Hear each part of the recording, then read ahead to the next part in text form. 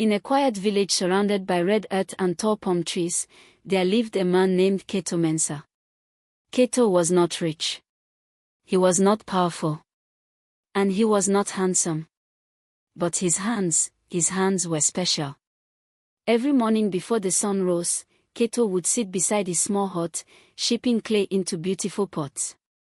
Smooth. Perfect. Strong. People from nearby villages came to buy his work. They called him Kato the Potter. But behind his back, they called him something else. Lonely Kato. At the village square, laughter often followed him. Look at him, one man would say. All these years, no woman wants him. Another would laugh loudly. Maybe he should marry his pots. And the women. They did not even hide their feelings. He is too quiet. He is strange. He spends more time with clay than people. Each word, each laugh, cut deep into Kato's heart. But he never replied. He would just lower his head and walk away. Years passed. One by one, the young men in the village got married. They built homes. They had children. Even boys younger than Kato became fathers. But Kato, he remained alone. At night, when the village grew silent, Kato would sit outside his hut, staring into the darkness. He watched other homes filled with laughter, with voices, with love. Then he would look at his empty room and sigh. One evening, after a long day of work, Kato sat quietly beside his clay. The sky was dark. The air was still.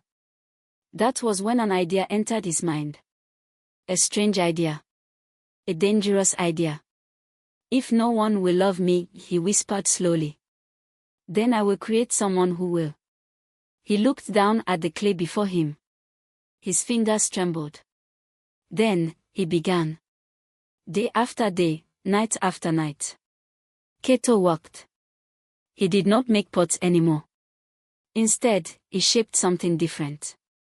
Carefully, gently, with deep focus, he molded the clay into the form of a woman. Her face was soft. Her eyes were kind. Her lips curved in a gentle smile. He named her Omasewa. No one knew what he was doing. He worked in silence. Hidden from the world. Each detail mattered to him. The curve of her cheek. The shape of her hands. The way her hair rested. He poured all his loneliness, all his pain, into that clay. Weeks later, she was complete. Omasewa stood before him. Still. Silent. Lifeless. But beautiful. Kato stepped back and stared at her. For a moment, he smiled. For the first time in years, he smiled. That night, the village gathered for a festival. Drums filled the air. People danced. Laughter echoed everywhere. Kato walked past them quietly. Oh! Lonely Kato, someone shouted. Did you bring your clay wife today? The crowd burst into laughter. But this time, Kato did not walk away in silence. He stopped. He turned. And he spoke. Yes, he said calmly. I have created a woman, better than any of you can imagine. The laughter grew louder. A madman, someone yelled. Kato said nothing more. He simply walked back home. The night grew deep. The drums faded. The village slept. Inside his hut, a small fire burned. Kato stood before Omasewa. His creation. His only hope. He took a deep breath. Then he spoke, not loudly, but with all the strength in his heart. I gave you my time. I gave you my skill. I gave you my loneliness. His voice shook. Now, I give you my life. He closed his eyes. The fire flickered. The wind outside began to rise. And then, something changed. A soft crack echoed in the room. Kato opened his eyes. Omasewa's fingers moved. Slowly. Gently. As if life itself was entering her. Her chest rose and fell. Her eyes blinked. Kato stepped back in shock. He could not believe it. Oma, he whispered. She turned her head and looked at him. Alive. The next morning, the village woke up to something unbelievable. Kato was no longer alone. Beside him walked a woman no one had ever seen before. Beautiful. Calm. Silent. Omasewa. The same people who once laughed, now stared in disbelief. Where did she come from? Who is she? Even the women who once rejected him looked confused. Kato walked proudly. For the first time, his head was high. Days turned into weeks. Omasewa became known in the village. She spoke gently. She walked quietly. She never argued. To everyone else, she seemed perfect. But there was something strange. Something no one could explain. She never laughed. Not once. At night, Kato noticed it. Omasewa would sit still, staring into the darkness. Her eyes, empty. Her face, expressionless. Kato, she asked one evening. Where did I come from? Kato froze. His heart raced.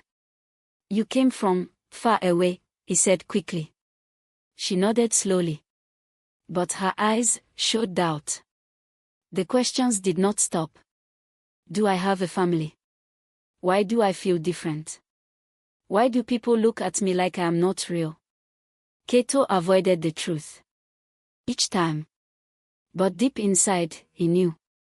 The truth was coming. One night, a heavy storm hit the village. Thunder roared. Lightning tore across the sky. Inside the hut, Omasewa stood still. Watching. Thinking. Then she turned to Kato. Tell me the truth, she said firmly. Who am I? Kato's voice trembled. You are my wife. No, she replied. That is not what I asked. Silence filled the room. The storm grew louder. Kato looked at her and finally broke. I created you, he shouted. I made you from clay, because I was alone. The words echoed. Then, silence. Omasewa did not speak. She just stood there. Still. Then slowly, she looked at her hands. Her fingers. Her skin. Her existence. Tears formed in her eyes. You mean, she whispered. I was never meant to live. Kato stepped forward. I gave you life, he said desperately. I loved you. But she shook her head. You did not love me, she said softly. You created me to fill your emptiness. Her voice broke. I am not real. Kato. The storm reached its peak. Thunder crashed violently. And then, a crack appeared on her arm. Kato's eyes widened. No, no, no. Another crack. Then another. Her body began to break, slowly, painfully. Kato, she said, her voice fading. Some things are not meant to be forced. He rushed forward. Tried to hold her. But it was too late. Omasewa crumbled into dust. Right before his eyes. The storm stopped. The night grew quiet. Kato fell to his knees. Alone, again. The next morning, the village found him sitting outside his hut. Silent. Broken. No one laughed anymore. No one mocked him. Because now, they understood. Loneliness is not something to joke about. And love.